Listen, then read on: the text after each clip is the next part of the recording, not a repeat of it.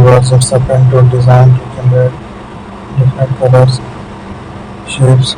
So this tutorial is about how to make the changes there and how we can generate the designs to explore there.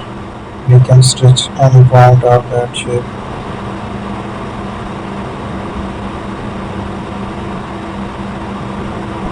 So there we have it. We make the changes there. Let's add a paint.